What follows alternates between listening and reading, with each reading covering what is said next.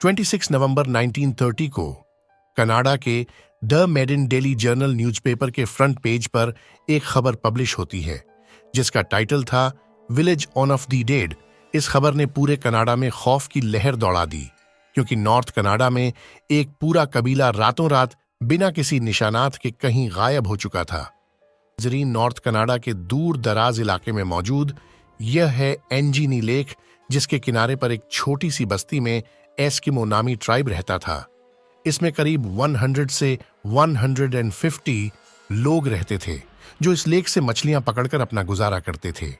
यह north Canada का वह एरिया है जहां हजारों नहीं बल्कि लाखों स्क्वायर किलोमीटर्स के एरिया पर सिर्फ चंद हजार लोग ही बसते हैं और इसकी वजह यहाँ का सख्त तरीन मौसम है। एनजी कोनी लेक में मछलियों के अलावा आसपास के एरिया में दूसरे जानवरों का शिकार भी होता है और इसके लिए कई शिकारी यहाँ आते रहते हैं। यह नवंबर 1930 का एक ठंडा तरीन दिन था जो लिबेल नामी एक शिकारी इस इलाके में शिकार के लिए आया। शिकार में वह इस कदर बिजी हो गया कि उसे पता ही नहीं चला कि कब अंधेरा हो गया। उसके जहन में एक आइडिया था कि वह पहले की तरह लेक एंजक्न के किनारे एस्किमो नामी कबीले में जाकर रात गुजार लेगा। इस कबीले के लोग बाहर से आए लोगों की खुशामद करने के लिए काफी मशहूर थे, लिहाजा जो लिबेल ने अपना सामान बांधा और एस्किमो की तरफ कदम बढ़ाने लगा। यह एक चांदनी रात थी, लेकिन दूर दूर तक बिल्कुल खामोशी छाई हुई थी। ना ही कोई शख्स नजर आ रहा था और ना ही किसी की आवाज। वो सिर्फ अपने कदमों की आवाज सुन पा रहा था। हालांकि जो पहले भी ऐसा कर चुका था, लेकिन आज कुछ ना कुछ एनर्मेक की आवाजें आने लगती थीं जो कि बस्ती वालों ने ही पाल रखे थे। लेकिन आज के दिन बस्ती के करीब पहुंचने पर भी सिर्फ वीरानी और सन्नाटा था। यह सब महसूस करते हुए जो ने अपने कदमों की रफ्तार को बढ़ा दिया। उसको लग रहा था कि शायद गांव वाले सो रहे हैं या फिर कहीं गए हुए हैं। अब दूर से ही वह बस्ती के खैमे भी देख पा रहा था जिनमें से धुआं उठता हुआ भी दिखाई दे रहा था, लेकिन करीब पहुंचने पर भी उसको किसी की आवाज सुनाई नहीं दी।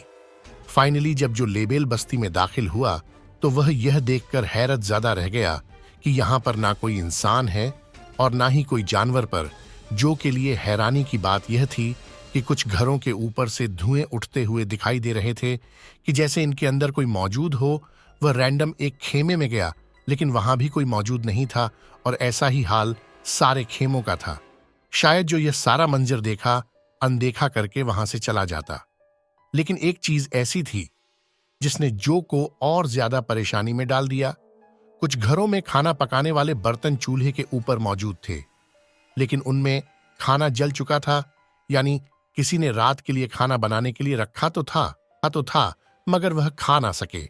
यहां तक कि बस्ती की औरतें जो कपड़े सिलाई करती थीं, वह कपड़े भी वहां मौजूद थे और सुई में धागा भी डला हुआ था। ऐसा मालूम हो रहा था कि शायद बस्ती के लोग अचानक ही यहां से गए हैं, पर आखिर गए कहां? झोले बेल ने पूरी बस्ती की तलाशी लेना शुरू कर दी। उसने देखा कि जो कुत्ते कबीले वालों ने पाल रखे थे उनके गले में रस्सी बंधी पड़ी थी, लेकिन कुत्ते भूख से मर चुके थे। हालांकि कुत्तों के सामने खाना भी मौजूद था, पर उनको खाना देने वाला कोई इंसान वहां मौजूद नहीं था। एक जगह पर उसको एक कब्र खुदी हुई दिखाई दी। इस कब्र को देखकर ऐसा मालूम हो रहा था कि इसको खोदे हुए ज्यादा टाइम नहीं हुआ होगा। यह सब देखते हुए जो लेबेल की परेशानी और खौफ में बेहद इजाफा हो चुका था, वह रात के वक्त अकेला यह सारा मंजर देखकर काफी घबरा चुका था। यहाँ के लोग जब कहीं भी जाते हैं तो अपने साथ अपने कुत्ते जरूर रखते हैं, लेकिन यह सब देखकर ऐसा मालूम हो रहा था कि शायद यहाँ कुछ अजीब हुआ है। कोई ऐसी अनहोनी हुई है जिसने लोगों को अचानक से कहीं जाने पर मजबूर कर दिया है, इतना मजबूर कि वह अपने कुत्ते भी छोड़ गए। कपड़े, खाना और जलती हुई आग को भी बुझा ना सके। जो ये सब कुछ देखकर ज्यादा देर बर्दाश्त ना कर सका और जल्द अज जल्द करीबी टेलीग्राफ ऑफिस पहुंच गया। वहां से उसने रॉयल कैनेडियन माउंटेड पुलिस के कैंप्स पर राब्ता किया और उनको आंखों देखा हाल बयान कर दिया। पुलिस जब गांव में पहुंची तो जो लिबेल ने जो कुछ बताया था वह सच साबित हुआ।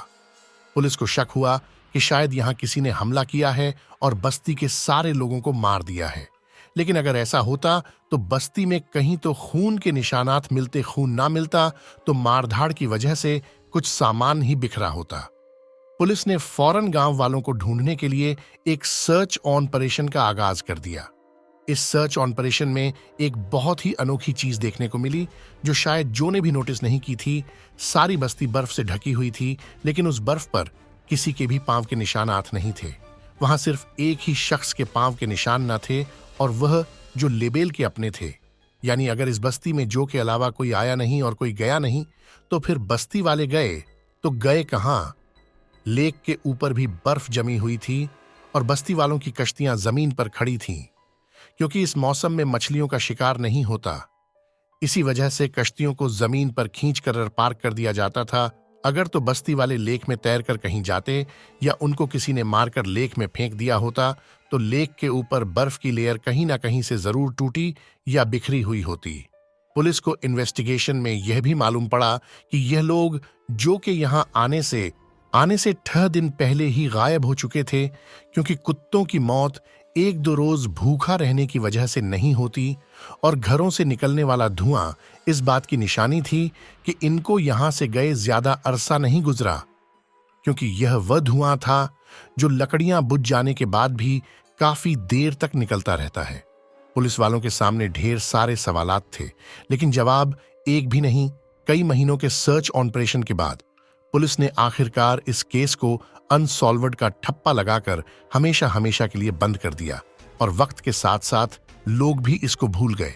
इस वाकये के 50 सालों के बाद 1984 में रॉजर बोर और निजल ब्लंडर नामी राइटर्स ने एक आर्टिकल लिखा और इस पूरे मामले को एलियन से जोड़ने की कोशिश की। उन्होंने अपने आर्टिकल में बताया कि जब वो लोग इस एरिया को एक्सप्लोर करने एंजकन लेक के पास गए तो उन्हें वहां एक शिकारी और उसके 2 बेटे मिले। उन्होंने बताया कि अक्सर उन्होंने झील के ऊपर उड़ते हुए कुछ ऑब्जेक्ट्स देखे हैं जिनकी शेप मुख्तलिफ होती है, और वो उसी बस्ती की तरफ उड़ रहे थे जहां एस्किमो ट्राइब रहता था। इस स्टोरी को बेस बनाकर यह बताया गया कि शायद उस रात एलियंस उतरे थे और बस्ती में मौजूद सभी लोगों को वह अपने साथ ले गए। एलियंस की मौजूदगी और उनके हमले का इन दोनों राइटर्स के पास कोई भी ठोस सबूत नहीं था, इसलिए ज्यादातर लोगों ने इस पर यकीन नहीं किया और इस थ्योरी को रिजेक्ट कर दिया। इसके बाद कई लोगों ने एस्किमो कबीले की गुमशुदगी के बारे में अलग थलग कहानियां बनाना शुरू कर दी, लेकिन हकीकत यह है कि इस वाकये को 100 साल होने को है। मगर आज तक इस सवाल का जवाब किसी के पास नहीं है कि आखिर एंजकिनी लेक की बस्ती के लोग बिना किसी निशानात के चले कहां गए। एस्किमो कबीले के गायब होने का मामला आज तक एक मिस्ट्री बना हुआ है। उम्मीद है कि यह वीडियो भी आप लोग भरपूर लाइक और शेयर करेंगे। आप लोगों के प्यार भरे कमेंट्स का बेहद शुक्रिया। मिलते हैं अगली शानदार वीडियो में।